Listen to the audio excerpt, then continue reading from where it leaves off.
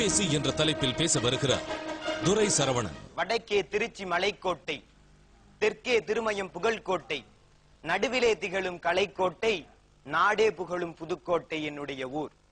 என் ஊருக்கு முதல் வணக்கம். என்னை பார்த்து கவிதை எழுத சொன்னார்கள். சரி, கவிதை எனும் பேரரசி வரவுக்காக நான் கையினிலே கோல் பிடித்து காத்திருந்த நேரம் அது. மக்கள் எல்லாம் மாக்களானார். எதனாலே? இரண்டாலே. ஒன்று விலைவாசி, மற்றொன்று கைபேசி. கைபேசி அதற்கு மேதினியில் மேன்மை தரும் சிறப்பு. நான் கை கொள்ளும் மேன்மை தரும் அதுவே என் தலைப்பு. கைபேசி என்னிடம் பேசிய கதை சொல்கிறேன். எல்லா திசைகளும் எனக்குள் அடக்கம், எல்லா திசைகளும் எனக்குள் அடக்கம், எல்லோருக்கும் என் மீதே இன்றைய மயக்கம். வடிவத்தில் சிறியவன் நான், வாமன அவதாரம் நான். அடியெடுத்து நான் அளந்தால் அண்டமெல்லாம் சிறிதாகும். கையளவு இதயத்தின் கடலளவு ஆசைகளை கடல் கடந்திருந்தாலும் கச்சிதமாய் எடுத்துரைப்பேன். மூர்த்தியிலே சிறியவன் நான், மும்மடங்கு பொழிகின்ற கீர்த்தியிலே உயர்ந்தவன் நான், கேள்வி ஞானம் உடையவன் நான். கையளவு இருக்கின்ற இதயத்தை கடல் கடந்திருந்தாலும் கச்சிதமாய் எடுத்துரைப்பேன். மூர்த்தியிலே சிறியவன் நான், மும்மடங்கு பொழிகின்ற கீர்த்தியிலே உயர்ந்தவன் நான், கேள்வி ஞானம் உடையவன் நான். சாதி மத பேதமின்றி சமத்துவமாய் எல்லோரின் காதோரம் பேசுகின்றேன், கைக்குள்ளே வாழுகின்றேன். கண்ணியர்க்கும் காளையர்க்கும் கைபேசி இல்லையெனில் அன்னையற்ற பிள்ளையென அனாதையாய் திரிந்திடுவார். தானாக பேசினாலே, தனியாக சிரித்தபடி போனாலே பைத்தியம்பார் போகுதென்பார் அந்நாளில். வீதியிலே இன்றைக்கோ வாகன நெரிசலிலும் பாதி பேர் சிரித்தபடி பைத்தியம் போல் உளறுகின்றார். பாதி பேர் சிரித்தபடி பைத்தியம் போல் உளறுகின்றார்.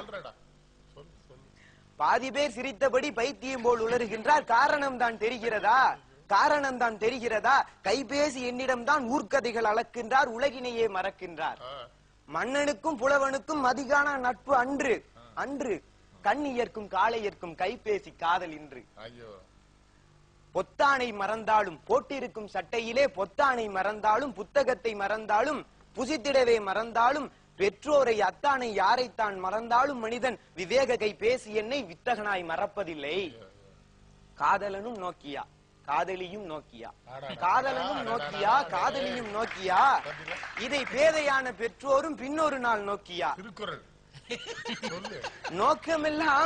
நோக்கமெல்லாம் மனிதருக்கு நோக்கியாவின் பக்கம்தான், ஏக்கமெல்லாம் நோக்கியாவின் என் வரிசை பேசிதான். சோற்றுக்கு வழி இல்லை உனக்கு சோனி எரிக்சன் அவசியமா? சோற்றுக்கு வழி இல்லை உனக்கு சோனி எரிக்சன் அவசியமா? ஏரோட்டும் பிழைப்பிற்கு உனக்கு எதிர்த்தாப்புல ஏர்செல் கடை எதுக்கு? நோயில்லா வாழ்வு போதும் நோக்கியா தேவையில்லை என்று நான் சொன்னாலும் என் கேள்விக்கு பதில் இல்லை, என்று நான் சொன்னாலும் என் கேள்விக்கு பதில் இல்லை. என்னையே புகழ்கின்றார், எருமை போல் விழிக்கின்றார். என்னையே புகழ்கின்றார், எருமை போல் விழிக்கின்றார். என் காதலியே, உன் காதல் வார்த்தை பட்டால் கள்ளும் இனிதாகும்.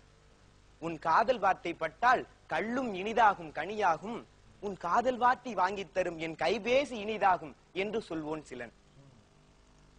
பலருக்கோ நிமிஷமும் இனிக்கும் பிழைப்பில்லை, எனக்கோ என் காதலியிடமிருந்து கைபேசியிலே அழைப்பில்லை என்று என்னால் ஏங்குவோர் சிலருண்டு.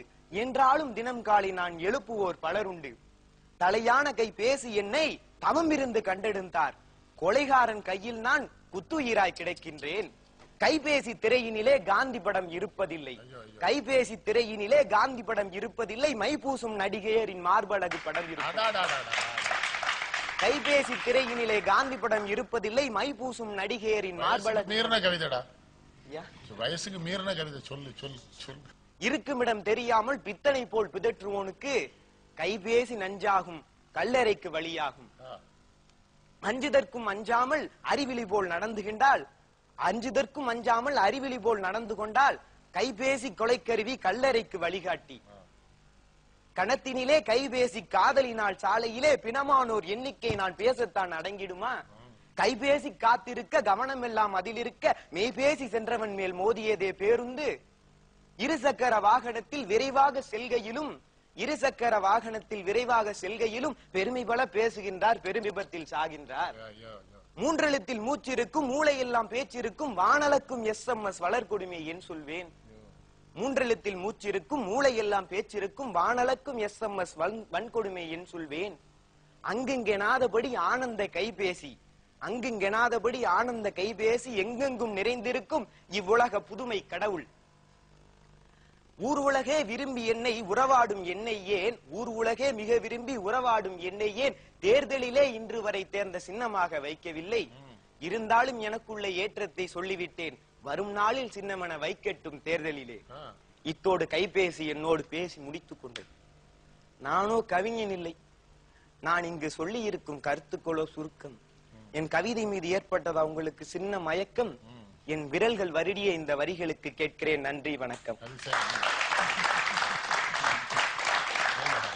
இல்லாத மார்பகத்தை எடுத்து அந்த கைபேசி சொல்லாமல் சொன்னதை நீ சுகமாக பார்த்தாயோ?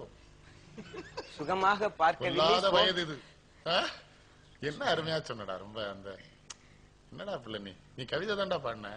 ஏன் அது கவிதையான்னு கேட்கிறேன். என்ன கவிதை நீ? ஆஹா ஆஹா, அற்புதமான ஒரு கவிதை. நீயே கவிதை. எப்படி கவிதையை கொண்டு வந்து பயன்படுத்தணுங்கிறது ரொம்ப அற்புதமா. அதுல யான் நோக்கும் காலை நில நோக்கும் நோக்கா கால் தான் நோக்கி மெல்ல நகுங்க நோக்கியாவை நோக்கியா நோக்கின்னு திருவள்ளுவராவே மாறிட்ட. குரல் மாதிரிதான் இருக்க நீ. குரலே தான். வாழ்த்துக்கள். வாழ்த்து.